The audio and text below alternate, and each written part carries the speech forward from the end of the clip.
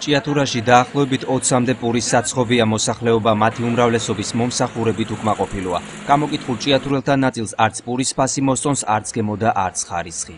პურს, რა ვიცი, სხვადასხვა მაღაზიაში ვყიდულობ საერთოდ. და ხარისხზე იმდენად არ მექნება პრეტენზია, რამდენადაც წონაზე.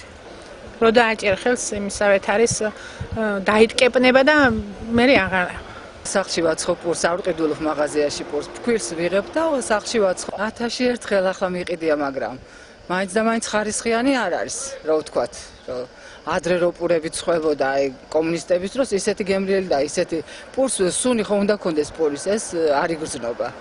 რაღაც მაჩალკასავით არის პურები, არის ბუბკასავით.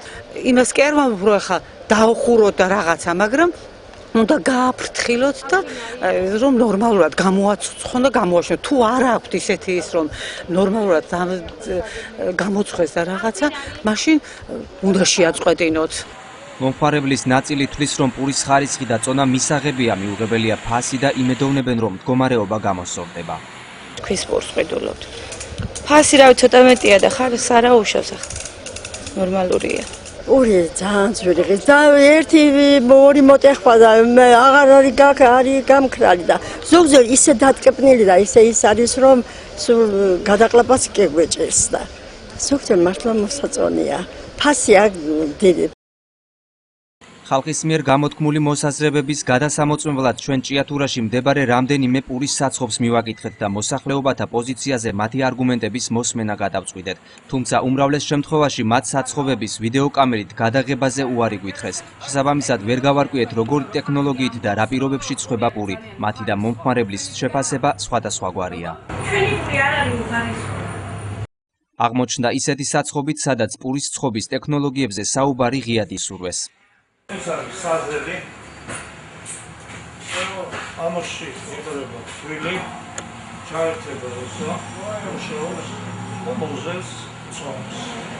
მოზელი წონის შემდეგ გამოდის, იჭრება ხელით. შემდეგ აქ იჭრება ეს პური, იწონება სასწორებზე და გამოდის აი აქ.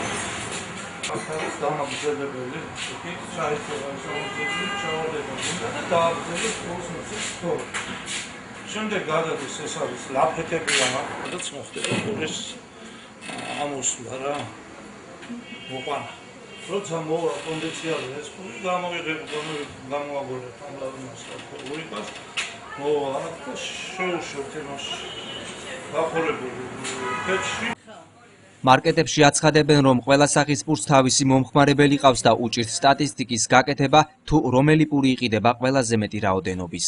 ეს მაღაზიაში შემოდის სამი სახეობის პური. არის ლარიანი, დიდი, საშუალო, ბატონი და სერი. ამასთანავე არის შოთი ლავაში.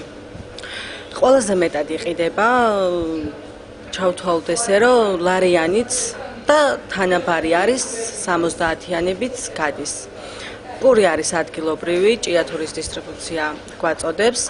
საზოგადოების მოთხოვნაა, რომ კვების პროდუქტებზე კონტროლი დაწესდეს და მომხმარებელთა უფლებების დაცვა რეალურად განხორციელდეს.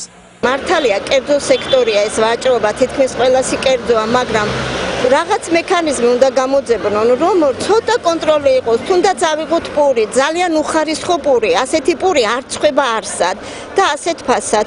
ცოტა ამის კონტროლი ეგებ როგორმე საკრებულო მაიღოს და როგორმე მოაწესრიგოს აი ეს ვაჭრობის საკითხები. კონტროლი უნდა მაგ საქმეს ძალიან. ესე იგი, პურის წონასაც და ხარისხსაც. ეს აუცილებელია. ეს იყო ადრეს კომუნისტების დროს, მერეს და მომავალშიც უნდა იყოს აუცილებლად. ეს არის ყველაზე ისეთი საკვები, რომელსაც ადამიანები მაქსიმალურად იღებენ. აქედან გამომდინარე, მისი ხარისხი აუცილებელია იყოს დაცული. არა მარტო ჭიათურაში, არამედ საქართველოს ნებისმიერ ქალაქში. საქართველო ერთ-ერთია იმ ქვეყნებს შორის, სადაც საკვების მოხმარების მხრივ პური პირველ ადგილზეა.